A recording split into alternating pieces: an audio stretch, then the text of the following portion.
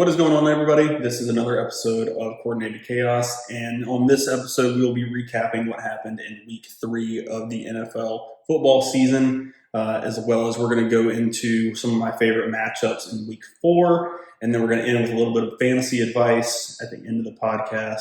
Let's jump right into what happened in the beginning of Week 3, Thursday Night Football, Jets versus Pats. For my liking, I have the Aaron Rodgers jersey on currently right now. I am an A-Rod fan myself.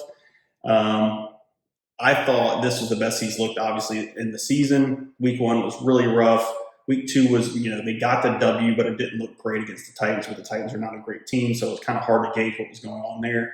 But Aaron Rodgers came out in Week 3 against the Pats and did not let up at all. He just brought everything he had to it, and he looked the best and smoothest that offense has operated in a long time. Yeah, he looked good, and it's nice to see him look good because the first 2 weeks it almost feels like an old Brady where you just reminisce on what he was. But I'm not sold yet on the Jets. They have 2 wins over 2 teams that are just not that great in my opinion, but I'm glad to see him back. Their offense is good. I'm not too set on their defense yet. Yeah, I think their defense took a little bit of a step back from last year. I've alluded to that on past podcasts already this season, that I feel like last year they missed the window of that was the Super Bowl defense that they had. And obviously, unfortunately, Aaron Rodgers tears his Achilles, so it's kind of a waste of a season. You had Zach Wilson in there.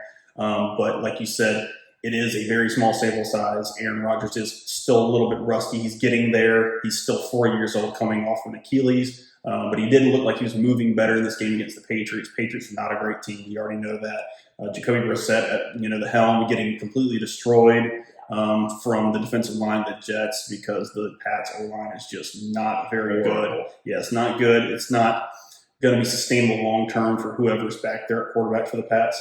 But the Jets defense is good enough in this game and good enough against the Titans and Will Levis and his circus-like decisions thus far in the season. But yeah, it was good to see Aaron Rodgers bounce back in this one and just get a little bit better week by week. Yeah, he's lucky because he can play not so great, especially early, because it's not like they have a Falcons schedule where it's just bang, bang, bang. Yeah. They kind of get to ease into it a little bit, and so he'll get smoother and better as it goes on. And I think by week 6 or 7, he'll be in full force. Yeah, no, I agree. I think the schedule is decent for them this season. They don't have the gauntlet that they actually did last year. Last year's, I thought their schedule, the NFL did them a disservice in general. Even if Aaron Rodgers would have been healthy, their schedule was super tough. This year it's a little bit easier. We'll see how that goes for the rest of the season. But Jets get a big win. Aaron Rodgers looks good, and that's just good for the NFL in general.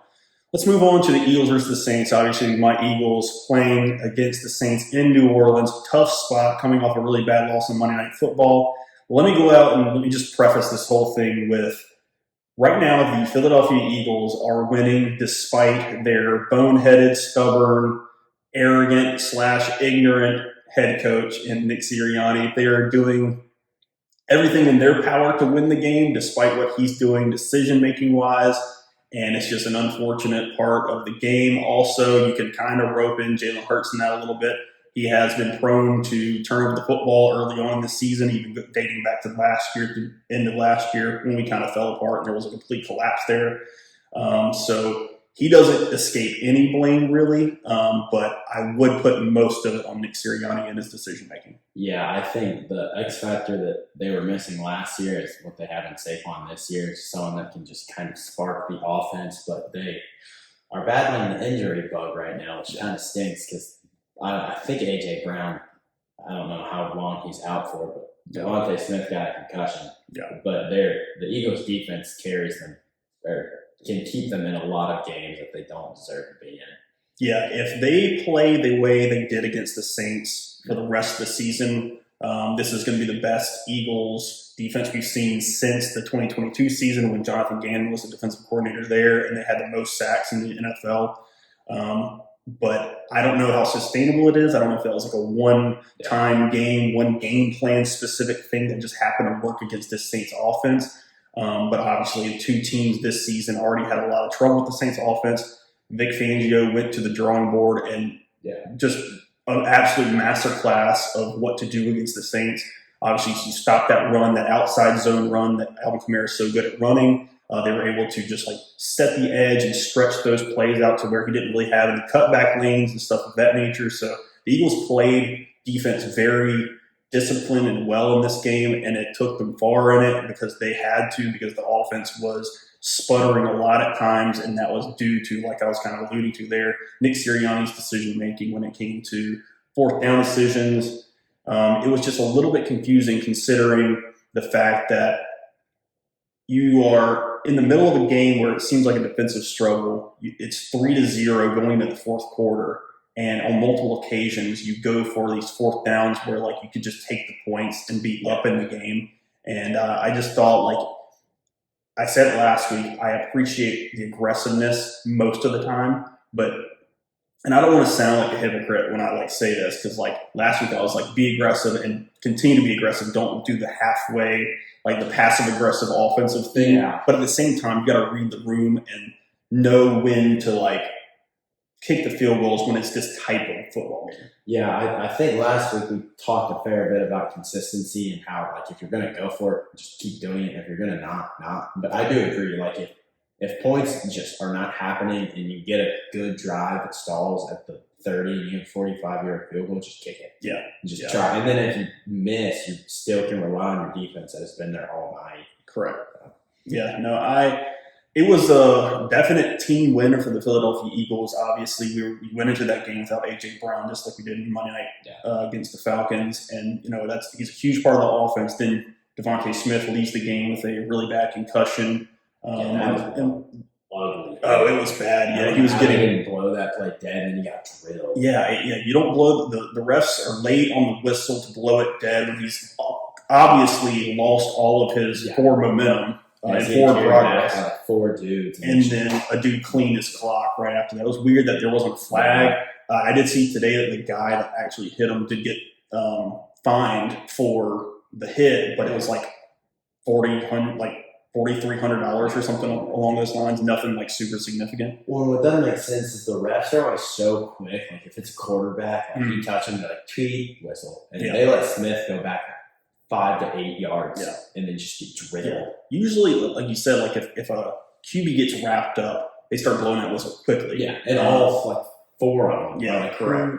But then Devontae Smith, wide receiver, they're a little bit more lenient, I guess, with that. But he's still he's like 150 pounds soaking wet. Maybe they thought he was going to make it get out of it, but there were like 4 dudes on him. Yeah, I didn't understand. Jalen Carter, did you see him want the smoke after? He was talking. He was jawing at Tyrann Mathieu after the game, essentially when we were kneeling to they were talking. win the game. And they had to have multiple people to kind of hold him back, which, I mean, a lot of people were like, this kind of bush league for him to be tough. But honestly, like, I'm of the opinion that, like, I like the energy, I like the passion. 100%. You got to have some dogs on that team in order to, like, stay competitive in the NFL. I mean, you can't just have a bunch of nice guys on the team all the time. Especially as a team, not that the Eagles are struggling, but, like, that has not fully found their stride. Like, you need, it's like fighting in hockey. Like, you need someone to just get everyone going. 100%. I agree. Rallies with it. If Jalen Carter can keep that same energy that he had for the Saints for the rest of the season, he's going to be in the running for Defensive Player of the Year, straight up. Like, he was as dominant as I've seen a defensive tackle in that game, completely wrecked the game for the Saints, as I've seen since Aaron Donald. I mean, obviously, he just retired last year. He was dominant in his last year of football.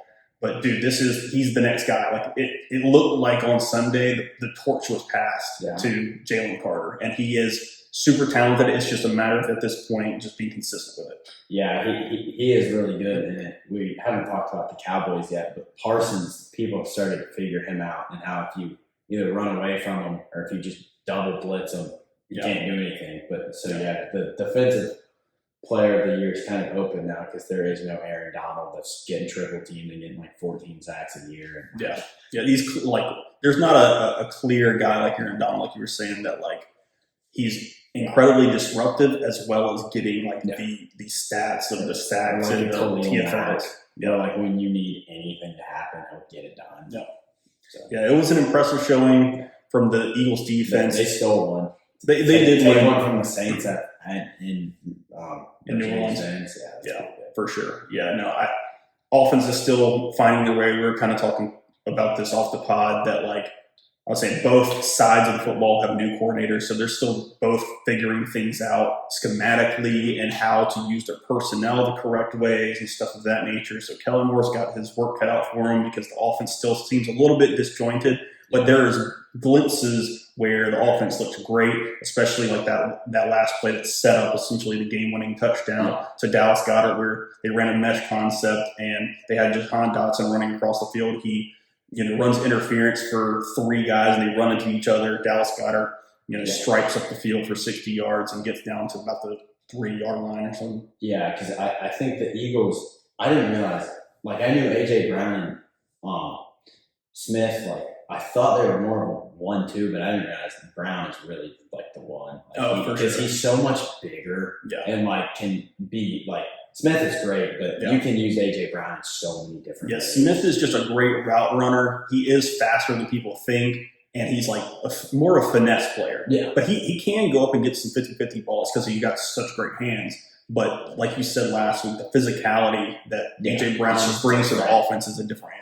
And even blocking wise. And then what Brown does for Smith is you have to put your best cornerback on Brown, which means Smith gets someone that's not as strong. Correct. That's a lot better. And then that means one-on-one matchups for a guy like you said, Devontae Smith, Dallas Goedert, and now Saquon Barkley. Yeah, tackle Saquon, Jalen Hurts can run. Yeah, they got to figure it out, but it's there to be figured out. For sure. Yeah, there's, like I said, there's glimpses of it. We'll see if they put it all together at some point this season. We'll see if Jalen Hurts can stop turning the ball over. I will say, and I'll defend him a little bit, in the interception he had in the red zone, that one was partially Jalen Hurts, but it was also partially Devontae Smith. It's a timing route there. Yeah, he's got to get out of his break a little bit sooner. He can't be stuttering around and doing that. He's got to break it sooner, and he can't let Tyrann Mathieu cut him off like that. It's really, honestly, it's like 60% a really good play by Tyrann Mathieu because he already had his eyes on Hurts, and he was trying to read where he was going with it, and he broke on that ball, and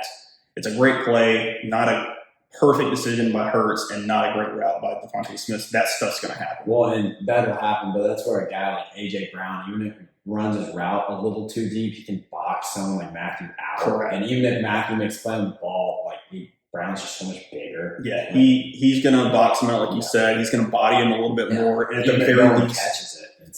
Correct. At the very least, it's like you defend the pass so that the guy doesn't intercept it. Yeah. So, good point there. Let's move on to the next game. There's not a whole lot to go with here, but Broncos versus Bucks. This was just an interesting game because Bo Nix looked good in this game after a not so hot week 2. It seemed like Sean Payton actually did open up the offense a little bit more for his rookie quarterback, and I think the thing was he kind of took the training wheels off the offense. I think last week he was trying to manage him a little bit too much, and it was like a bunch of these 6-7 yard type of routes and stuff like that. And I think it kind of like strangleheld the offense and Bo Nix's like brain more or less. Like, oh, I got to be super precise. It's timing. I got to go here with the football. And I think in this matchup against the Bucks, it allowed the offense to open things up and be a little bit more attacking of an offense deep. And the Bucks really weren't prepared for it. I think they came to the game thinking rookie QB, and we're going to be able to take advantage of this. Let's blitz them, and they were ready for all that stuff. Yeah, they were, and because what Bo Nix did is, like, I don't know if you watched him much in college, but at Auburn and Oregon, like, he was always great. He was always kind of erratic. Like, there would be plays where you're like, really? Yeah. But that's just how he played. Mm-hmm. And if you try and contain him, like, try and make the plays easy for him, it kind of screws him up because that's never really how he's played football for the last, like, 6 years. But I do give the Broncos credit because the Bucks, the first 2 weeks, everyone was like, wow. Mm-hmm. And they went into Tampa Bay and you beat them. Yeah, that was surprising. Obviously, Tampa Bay is not an easy place to go to. Mm-hmm. Todd Bowles puts the pressure on you with all of his blitz packages and stuff of that nature. And like you said, I think Bo Nix plays a better brand of football whenever he's allowed to be aggressive. Yeah, so big upset, obviously, for the Bucks. They don't look as formidable as they once did after winning the first 2 weeks of the season and beating the Lions. Saints were on people on the Correct. Saints too. Yeah, so there's a little bit of like chink in the armor of both of those teams in the NFC South, and we'll see if they can kind of bounce back from it. Obviously, the Tampa Bay Buccaneers have the Eagles this upcoming week. The Eagles got to go to Tampa, so that's not going to be an easy game for either team. Especially after they just lost, they're going to be in recovery mode For sure, they're going to be pissed off that they lost to Bo Nix at home, and they're going to come ready to play against Jalen Hurts of the Eagles. Next game, Packers versus the Titans. Another reason why I popped the jersey on was I got to give a shout out to Matt LaFleur. What he's been able to do with Malik Willis as the backup, going 2-0 with him in there while Jordan Love is recovering from his sprained MCL.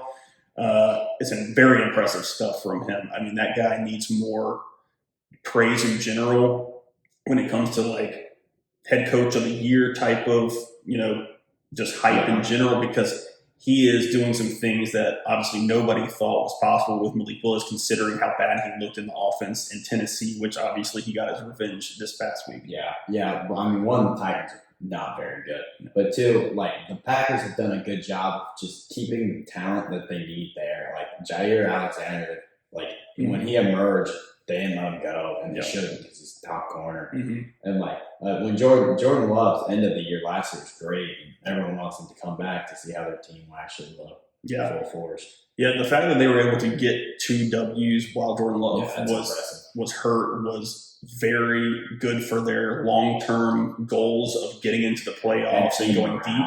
Yeah, and team around too, because then now they believe they're like, oh, if we can win with Malik Willis, we can really win with Jordan Love, and it brings the confidence of the whole team up, no matter who you are on the football team. And then if Love goes down again, God forbid, everyone's like, all right, like we've done this before. It's not like, oh crap, we're all screwed. Yeah, correct. Yeah, no, I think it's been very impressive. Obviously, the Titans start out 0-3. They look just a little bit erratic on offense, mostly because of just Will Levis just doing crazy memes stuff. On memes. Yeah, it's every week now. He's topping his latest screenshot. It's like he does it on purpose. Like he tries to picture what he's gonna do. He's like on his knees and surrender cobra. Yeah. It's been a little bit of a wild start for the Titans at the beginning of the season. We'll see if they can kind of turn it around. I don't have a whole lot of faith in them going to the playoffs or anything like that, but I feel like they are a team that, like, if you don't play well against them, they can beat you, because Will Levis still can make plays, but he can also make some of the more boneheaded plays like you've ever seen. Yeah, I do. I'm sure Derrick Henry is mighty glad to be somewhere else. That's exactly right. Tennessee. For sure. All right, let's move on to the Vikings versus Texans, which was one of the more hype games of the weekend. Everybody was looking forward to this one. Obviously, both teams come in off of the wins, and the Vikings come in hot, and they beat the Texans. I mean, pretty handily. Yeah, I mean, once again, I say it pretty much every week at this point, Brian Flores confusing quarterbacks or opposing quarterbacks is just a thing that's happening right now, and he's making life very difficult for whoever comes into town. Yeah, because I had Diggs on my fantasy team, and he played well, but he had like 10 receptions for 90 yards, and for him, like they run all the short routes, so that just means they were just trying to get the ball out quick. Yeah. And Darnold's done good about trying to figure out, like, I have the best receiver in football. Like, I need to use the best receiver in football. Mm-hmm. And they've started doing it, and it's worked, and they're undefeated. Yeah, no, I think just like Matt LaFleur needs some praise right now, Kevin O'Connell needs a lot of praise as well, because he's taken a guy like Sam Darnold, who a lot of people have given up on, but clearly people have seen some good in Sam Darnold. Starts with really Kyle Shanahan bringing him into the 49ers as a backup last year. I feel like that's kind of like one of those bodes of confidence from like an organization, a very well-run organization, and a good head coach. Like if you bring that guy in, clearly he sees something in you that he likes and that he thinks something can work. And so I think Kevin O'Connell, thought the same thing, brought him in, and now he is playing really good football. And like you said, he's getting the ball to his playmakers, and that's I think a thing Kevin O'Connell's been doing a good job of. Is he knows what the bread and butter of the Vikings is going to be, and that is just getting Justin Jefferson the football and then building the rest of the offense off of that. You get the ball in the hands of Aaron Jones, let him run, let him catch out of the backfield, and then you got people open now because of the threat of both those guys. You got Jalen Naylor playing really well as well. So the Vikings got it going. We'll see if it's sustainable. I I feel like I got to say that for a lot of teams. It's just so early on in the football season, but I'm personally pulling for Sam Darnold. Yeah. I'm a pseudo USC Trojans football fan, so I've always liked him. So it's a good story because he was on the Jets, he was on the Panthers, and now he's thriving on the Vikings. Yeah, two not so great situations and then two great situations back to back, and I think it's kind of rebuilt his confidence in playing football in general. All right, let's go to the next game: Panthers versus Raiders. We were just alluding to them about being on Sam Darnold being on the team. Panthers look terrible first 2 weeks, and then Andy Dalton comes and saves the day. 15-2. Super Bowl. Yeah. Playoffs. Yeah. We're talking playoffs now. Yeah, season's over. I mean, before Monday Night Football, he was the first person of the season to have 300 yards and 3 touchdowns in the game, which is like a weird. Yeah, he did it in the first half. That's highly impressive. And I knew last week when I saw that he was going to come in that it was going to be very high variance. It was going to either be he slings it around and he gets a ton of yardage and gets a lot of touchdowns, or it's going to be pick sixes and turnovers everywhere. And it was the first, obviously, of the two. So he looked incredible in the game. I mean, I don't know if I've seen more impressive throws in a football game than what he did. He was dropping it in the basket in great coverage. Yeah, he was. It was wild. Because I had Deontay Johnson in fantasy, and I was like, I'll just keep him on the bench. And he had 14 targets, and they used him perfectly. Yeah. And I watched his highlights, and he was covered. These throws were just right. And I was like, man. Yeah. And I think what Andy Dalton did is he instilled a bit of confidence in everyone else because the Panthers line is pretty good, and Young was kind of young, so he's still trying to figure it out, but. When the defense sees the offense on, the defense is like, all right, they're on, let's be on. And the score ended close, but it was not very close. Yeah, I mean, I just think, like you said, Andy Dalton's play just raised the confidence level of everybody else. The defense got more excited about playing football again because they're actually able to score points. Yeah.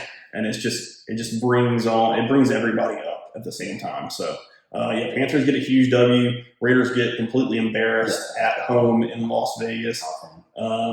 Crazy after the fact they just went to Baltimore and beat the Raiders. It's just chaos in the NFL once again. A lot of people like to say that September is basically just the preseason now because the preseason isn't even real football anymore. So it kind of makes sense that just crazy stuff is happening in the first 4 weeks of the season. Oh yeah, every team always seems so good until they don't. And the only team that is, don't get me wrong, the Vikings are great, but the only team I feel like everyone has faith in is the Chiefs. Yeah, everyone knows they'll get it done most of the time. Yeah, I will say there is one more team. We'll get to them a little bit later. But let's go to the next game: Lions versus Cardinals. This one. More or less, the Lions grabbed a lead pretty early on and just held it. They weren't super impressive. Neither team did anything a whole lot in the second half. The hook and ladder. Oh, the hook and that was fire. Yeah, especially the Gibbs, because Gibbs is such a stud. Oh yeah, for sure. Yeah, Amon-Ra catches it and then tosses it right to Jahmyr Gibbs. Sprint. Yeah, in a full sprint and just catches it. They could not catch him. Both those guys are fast. So, no way. Yeah, it was wild. But impressive play there.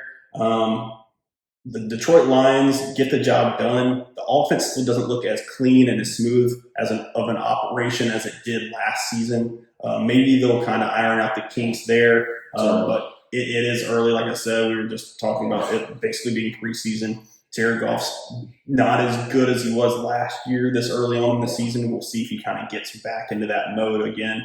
But the Lions defense is playing really well right now, especially against a Kyler-led offense that has been pretty explosive this season already. They kind of shut that whole thing down, so that was a pretty good outing for them. Yeah, I was curious what Marvin Harrison was going to do after his big performance. Yeah. I mean, I feel he's so far the receiver one, which is impressive. As him and Neighbors, I mean, it's in the thing. For sure. They're the only two that's really impressed. As a rookie. Absolutely, yeah. The problem with him right now is the fact, like you said, he is obviously the wide receiver one. He's gonna draw a bunch of coverage now because he had 3 touchdowns against the Rams. So the other guys are going to have to start making plays, or else the offense is going to sputter. Obviously, I still like James Conner, but like Greg Dortch and Michael Wilson on the outside and / inside. I don't know if I have that much confidence in them right now. So Not huge names. obviously, Trey McBride is still a good player, but he hasn't gotten really going thus far in the season. But I assume that's going to change at some point here. Let's go on to the next one, 49ers versus Rams. This was obviously one of the bigger upsets of the weekend. 49ers had the game. It felt like in hand. They were kind of dominating the game the entire time. Jawan Jennings has one of the greatest games of all time, basically. Like 130 plus yards and 3 touchdowns. 6 catches. Yeah, and just a crazy outing for him. Specifically in my fantasy league, we do score him a little bit differently, but he had 47.5 points. So if you had him in fantasy, you won your week, more or less. It was like pretty much week 2. Yeah, correct. 44. It was just like you had him, and he was a waiver wire pickup this week. Yeah. Obviously, right now the 49ers without injury bug. Yes, Debo. They're without McCaffrey, obviously, and they're without Kittle as well. And so you got Brandon Ayuk, who has not really played well and showed up because he didn't.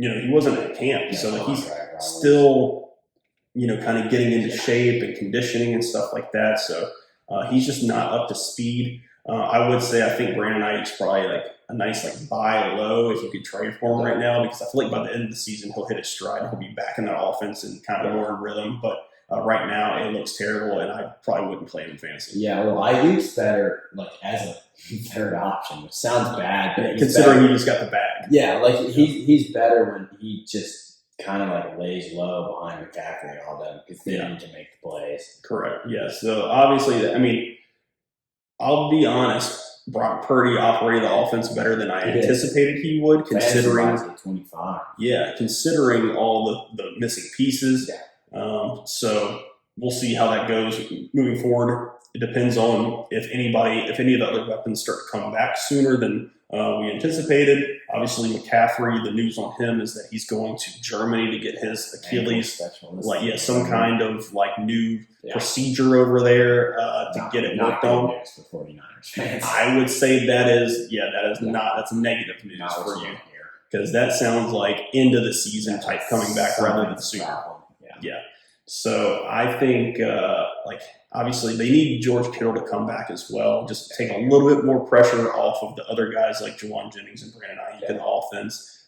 Jordan Mason still played pretty well in the game, but he's just not Christian McCaffrey. No, he's not. And Kittle's helpful because he can block really, really well, and he can be used as a decoy. But my thought on the 49ers is if Purdy can figure out if he's going to have to run the offense, if they get the pieces back, they'll be pretty good. Figure out how to have run an offense, then they'll get the skill with it. Yep. But I mean, kudos to the Rams. They're battling the injury bug too. Oh my God! They came back and got it done. Yeah, I mean they're absolutely decimated right now. Obviously, without Puka, without Cooper Kupp, without like majority of their offensive line, and then it's hurt as well. And Matt Stafford is just out there being a warrior, getting the job done. Yeah, he is an absolute. I love him. I think even in Detroit, he was the man. Like he was getting killed. He's still man. And his attitude never wavered. Like he was always positive. And he's a tough guy to dislike. Oh, for sure. I personally if I were to make a top 10 quarterback list right now, I think he would be in my top 5.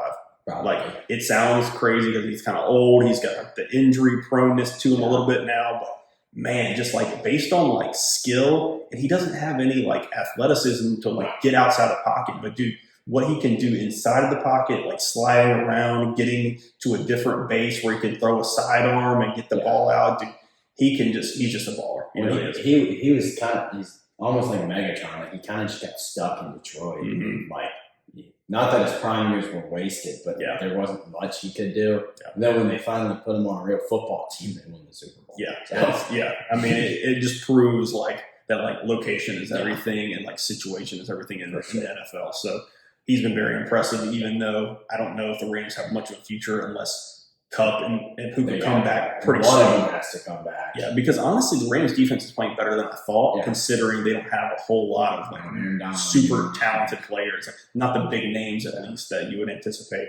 Obviously, because like you said, Aaron Donald did retire. So let's move on to the next one: Cowboys versus Ravens. Big fan of this one. super biased, obviously, but as an Eagles fan, Cowboys still can't stop the run, and they still can't run the ball. So that is like the worst combination you can have in NFL football, because if you can't stop the run, then like they can do play action, they can do any kind of passing play off of that. If you can't run the ball yourself, then that limits your playbook as well. So they're operating with, Dak having to play superhero and CD also having to put a cape on as well in order to save the day, essentially every single Sunday or Monday or Thursday, whenever they end up playing, which they're going to be playing this upcoming Thursday night. This could get ugly quickly if they don't start figuring some things out. Yeah, their issue is CD he got paid, but you can tell he's not very happy with the situation because they cannot get their stuff done. He gets frustrated because he gets open, can't get the ball, and then Micah Parsons is in a tough spot because he hasn't gotten his new contract, so he wants the team to be good and to play well, so he'll be paid more. Correct. None of that is happening. Yeah. And I had Derrick Henry in fantasy, and I was like, man, like 150 yards and 2 touchdowns. Yeah. Like, they just got stomped on. Yeah. And they're a 1-2 team, and their one win was week 1, and it was not a pretty one. Yeah, I mean, they smoked the Browns. The Browns have proven to be not a good team. Everybody thought at that time, like, man, this Cowboys defense, but mostly Deshaun Watson being completely, just being a bad quarterback, essentially. So, the Cowboys got a lot to prove, obviously. And obviously, now the blueprint on the Cowboys is just run the heck out of football on them and prove that they can stop you. Because if they can't, then, like, everything is at your disposal. Absolutely. Well, because the Ravens got to watch the Saints do it, and they're like, guess we try it, and it worked so well. Yeah, right off bat. I mean, it was just Derrick Henry and Lamar Jackson running everywhere. Over. But the Ravens, I mean, shout out to them, because after week 1, people were like, "Oh, like, are they any?" It's like, they lost to the Chiefs at home in away in week 1. So they'll be fine. I think the Ravens did find out, and like the sample size, I guess the one game sample size of playing against the Cowboys, who have a bad run defense. Like, I don't know how much you can take away from that, but I think the Ravens got a little bit of confidence saying, if we can continue to run the ball, even if it's not as efficient and as good as we did against the Cowboys, because they are a bad run defense, if we can just keep getting the ball to Derrick Henry and make people really respect that, then Lamar has a lot more time in the pocket to do other things. You can get the ball to Zay Flowers and Rashad Bateman. Likely Mark Andrews. Mark Andrews has not been really involved. He's been quiet. But I think they, like I said last week, they got to find their identity, and I think their identity is in Derrick Henry, and then that's where it should start. 100%. Then it can work every which way. Correct, and then let Lamar put his cape on whenever he needs to get the job done at the end of the game. I will say though, this game did get scary at the end. They got the onside kick, didn't they? Yeah, they did. I mean, it ended up being 25-28 at the end of that one, and Lamar and them kind of sealed the deal by getting a first down at the end there. But that's a lot of times, that's the thing with the Ravens. They like to give up leads in the fourth quarter for whatever reason. They kind of take their foot off the pedal. I don't know what their deal is there, but they got the win at the very least. But they kind of need to shore that up if they have like real aspirations to go far in the playoffs. Yeah, you do not want to be known as the team that chokes. Yeah, absolutely. Then, not that teams have faked like for you to choke anyways, but when you're playing against Mahomes or what was it, Brady or like an Allen, you're like, they'll probably win this one. But when it's a team, you're like, we'll get a stop and we'll win. Yeah. Like I said last week, I think I have faith that the Ravens will figure it out. And I think they figured out a piece of the puzzle this week at the very least. So they get a big W. Cowboys lose again, and they're kind of reeling a little bit. They have this game on Thursday Night Football against the Giants. They're going to they have a really good record against the Giants. The Giants play terrible against the Cowboys. It is in New York, and the Giants seem a little bit more frisky this year. Just Daniel Jones is getting the ball to Malik Neighbors, so that's going to be an interesting matchup. It's going to be fun at the very least, like Dak and CD versus Daniel Jones and Malik Neighbors on Thursday night, prime time. It'll be a fun matchup. I'm kind of rooting for the Giants to win, obviously, because I hate the Cowboys.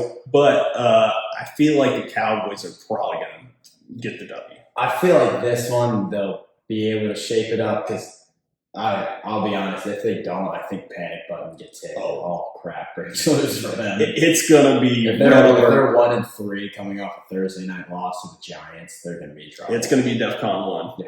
Yeah, it's going to be crazy. because they just paid so much money for 2 players.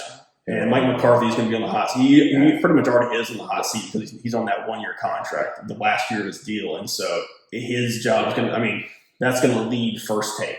Yeah, The next morning on Friday morning, Yeah, if they lose the Giants. over, yeah. Correct. Yeah. Is the season over? Let's go to the next one. Bills versus Jags. This is the team I was talking about that I think can compete with the Chiefs. This might be a little early, and this might be a little bit too much, but for my money right now, the Buffalo Bills have been the best team over the first 3 weeks. If you would ask me week 1, I would say the Chiefs. They looked like it was the smoothest operation in football. It's 1 week sample size. 3 weeks in now, Buffalo Bills have been super, super impressive. I didn't think they had it in them because obviously the theory of what they were trying to get done this offseason was like get rid of Stephon Diggs, get those role players in the offense, and everybody has their little thing that they do, and you just got to be really efficient. And Josh Allen has to just kind of cut down on turnovers and just get the ball to his playmakers. Joe Brady's got to construct a great offense, and I think they've done all of that. They've been getting the ball to James Cook. They've been getting the ball to Khalil Shakir. Curtis Samuel got a little bit more involved in this game against the Jags, and they just absolutely throttled the Jags. Yeah, they started fast and they did not look back. And I do agree. The Bills have been very impressive. My knock on them, which everyone always says, is just in the playoffs they just cannot get past the Chiefs, which sucks because they are always so close and never can do it. But I have to appreciate the Bills this week because I won my fantasy match by 10, and my buddy had James Cook, and I don't think he played in the fourth quarter. Oh, they were up by 34. They were. And so everybody got pulled. For sure. Awesome. Yeah, James Cook had a fantastic game. He is one of the best values in the first half. Yeah. Crap. Just a great fantasy value from where you got him in drafts. But yeah, man, that Buffalo Bills offense, it's clicking on all cylinders right now. Josh Allen is really, he's like the master and commander back there. He's just getting the ball to whoever ends up being open for that play. And the offense is operating at a high level. The defense is making some timely stops and timely turnovers. Their pass rush is better than I anticipated it would be. Von Miller is actually relatively healthy this season, and he's actually making a little bit of an impact.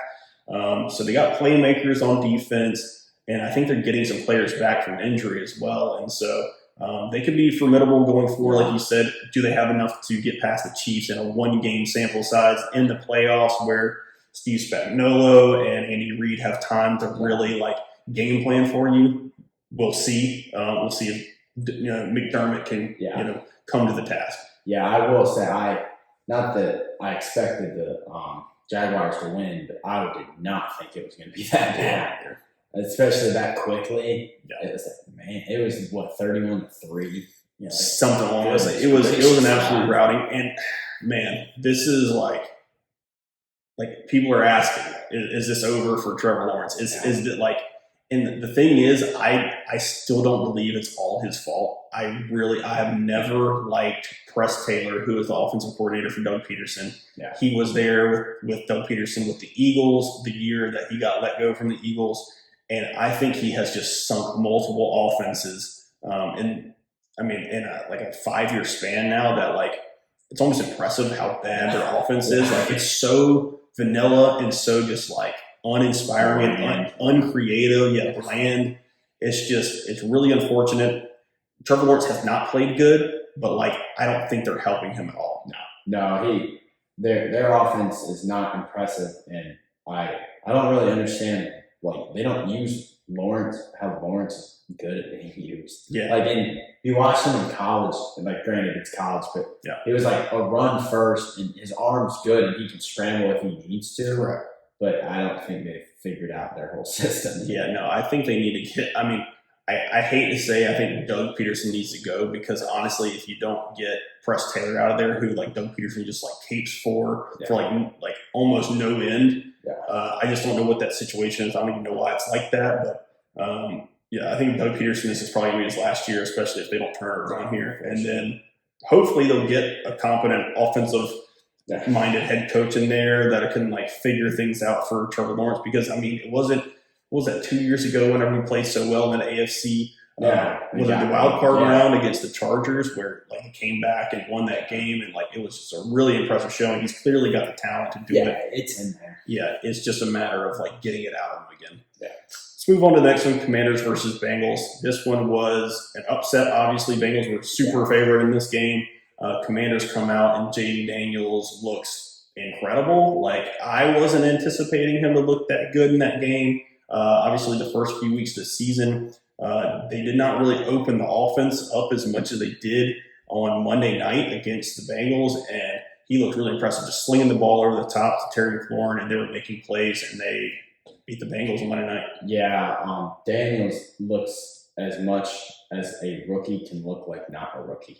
100%. There were I didn't see a time where there's like, oh, that's a rookie moment. Yeah, like because he's so good at making the good, smart play. Like he knows. look easy. Yeah, and he gets away with a lot because he can run and make people miss pretty good. But he's like the amount of checkdowns he threw where it'd be like 5 yards, and you're like, that's just smart. Yeah, it's just a smart play. Like he's not going for some home run crazy ball. And then when it came down to it, and he got blitzed, he stood there, took the hit, dropped an absolute dime to McLaurin that just iced the game. Yeah, he did ice the game there in the fourth quarter with that bomb to McLaurin.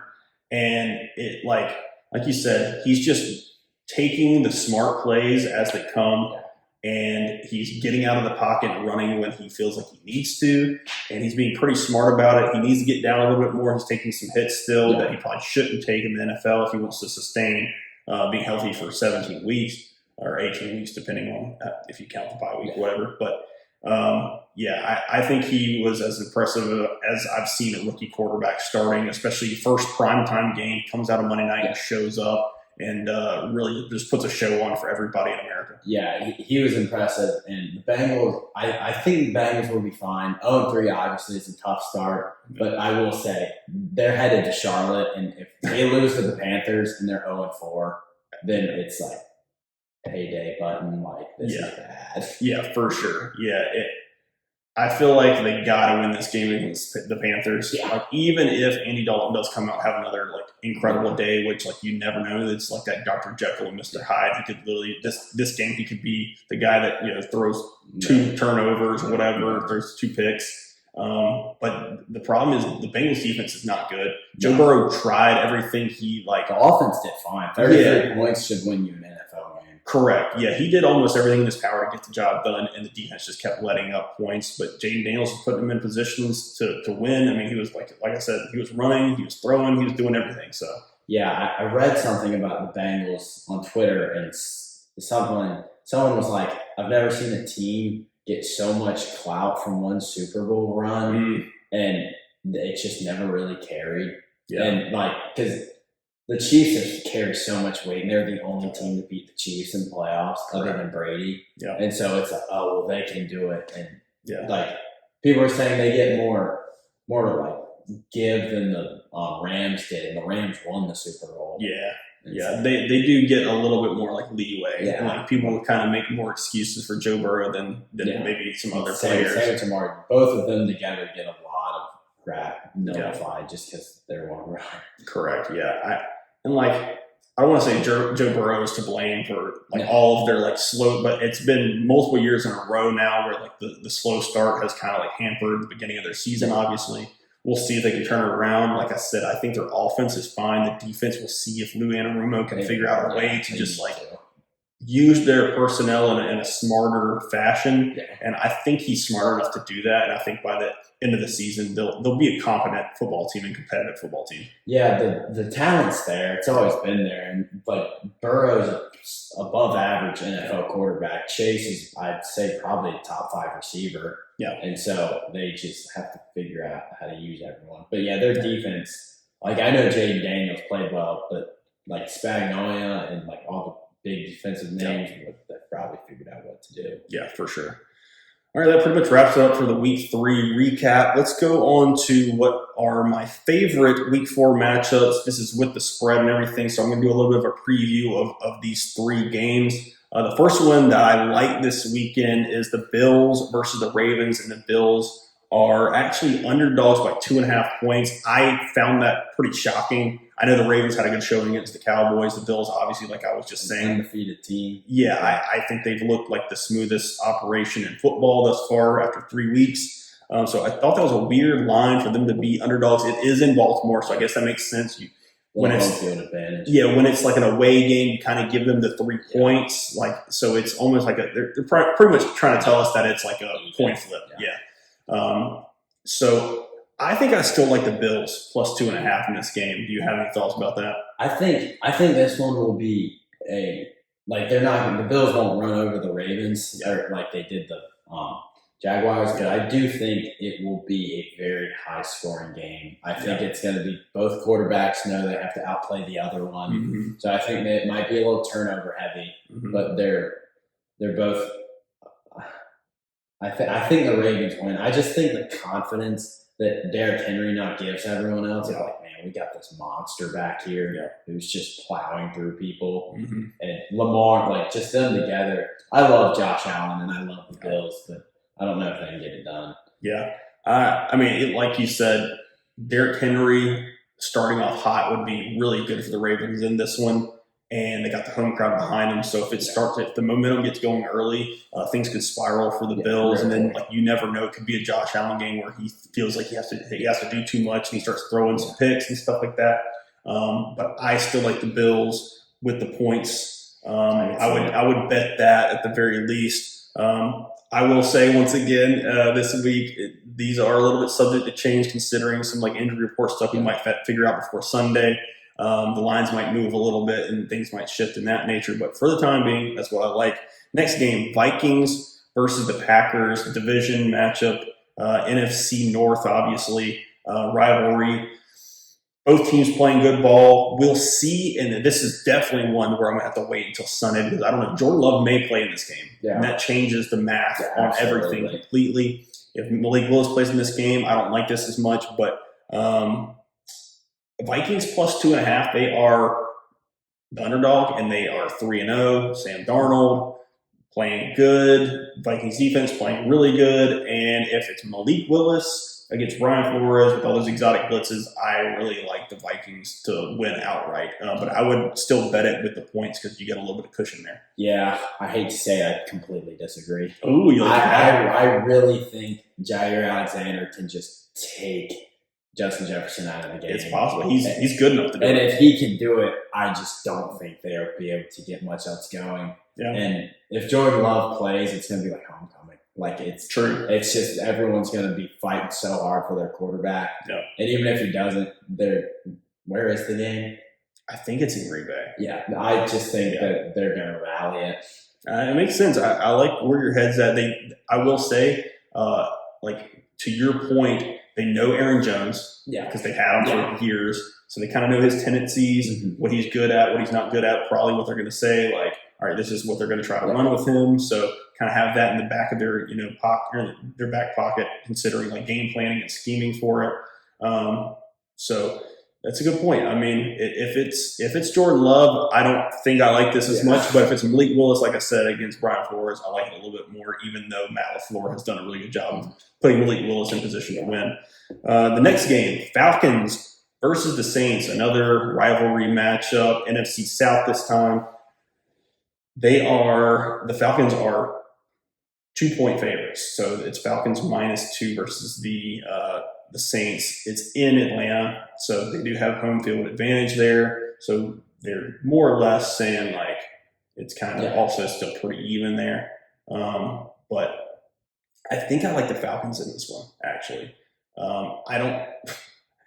I don't really have like a whole lot of feel for like why. I just have like a gut feeling that the Falcons are going to win this matchup. Yeah, I think I'm 3 for 3. I'm going to disagree with you too. Because granted, it kind of depends on Kamara. If Kamara's out, that's a totally different Saints team. For sure. But the Falcons lost their center and guard last week. So their O-line was clearly in shambles. Yeah. And at home, I mean, I don't know. I feel like the Saints are going to get it done. I don't think they're very happy about their home loss. And granted, the Falcons just lost too, but they did. I think the Saints are a bit of a better coach team than the Falcons. I don't know if I agree with you there. What I will say though is The Saints also are going to be missing their center. He just went on IR as well. Yeah, So that's a true. big loss as well. And when he did go out of the game, that's when Jalen Carter really took over in that game against the Saints. So, like, that could be a bigger problem than, like, anybody really anticipated. Eric McCoy's a pretty good player. That's true. Well, that was the same with the Chiefs. They figured it out. And like, those defensive linemen know. It's the same with when a cornerback gets hurt and, like, another guy comes in, they go right at him. For sure. So, I don't know. I think I think Kamara and the Saints, I think they get it done. All right. Well, that was it for just the matchup previews for Week 4.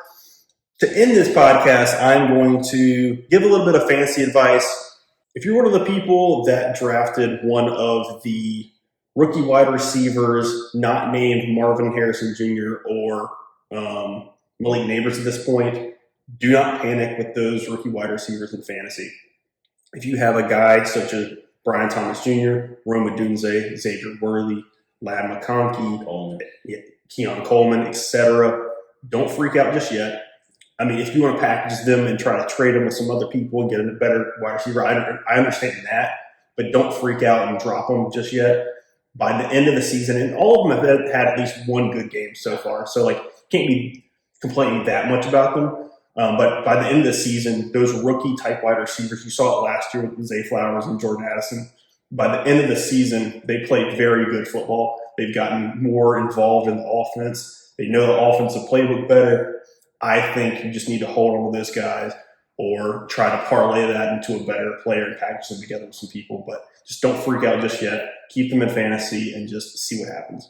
Yeah, I think rookie receivers need time to gel with the quarterbacks. Yep. And you can do that in practice-ish, but in game, like, the trust factor is just very different. Yep. So week by week, it should get better for all of them. But if you have Neighbors or Harrison, just hold on to those guys. Oh, for sure. They're studs. Yeah. Do you have any other fantasy thoughts? I think as a Panthers fan, I think I have some faith that Andy Dalton can lead the Panthers. Not even to be that great, but like 7-9-ish, like 8-9, whatever. So I think like Deontay Johnson, Chuba Hubbard, they both have awesome weeks. Correct. And I think their average should be a little bit better than what it was when they were with Bryce Young. Just different QB totally changes things. And then I'm also a Kelsey fantasy owner, and he has not produced how everyone thought he's going to produce, but the Chiefs have figured out how to win without using him, which means other people are going to have to start worrying about Rashee Rice and like all those other guys. And not that Kelsey's going to go under the radar, but he's not really the main focus anymore because they're winning and he's not really doing anything. Yeah. But I mean, I'm going to hold on to him because tight ends are tough. It's just hard to get Nobody's playing well. Yeah, it's tough to get a tight end that really produces every week. And so I'm still high on Kelsey, and I think that it's just important if you have a running back on a good offense to keep them. Because like I have Kamara, and the Saints offense is decent. I have Derrick Henry, their offense is decent. But like if you have a Travis Etienne where they're going 3 and out over and over, like the guys just cannot get points. Yeah. So try and stick to the better teams for the players. Correct. Yeah. I would be trying to sell high if you can on some of those players that are on some of the worst teams. If you can, obviously. Yeah. But yeah, that's pretty much it for the fantasy advice for the end of the podcast here. We appreciate everybody listening. Appreciate Hodge coming on once again. That's okay. This is Hodge Burkhart. I'm Logan Hill. We appreciate you watching once again and listening in wherever you may be listening, whether it's Apple, Spotify, or YouTube, wherever it may be. We appreciate it, and we will talk to you next week. See you. Peace.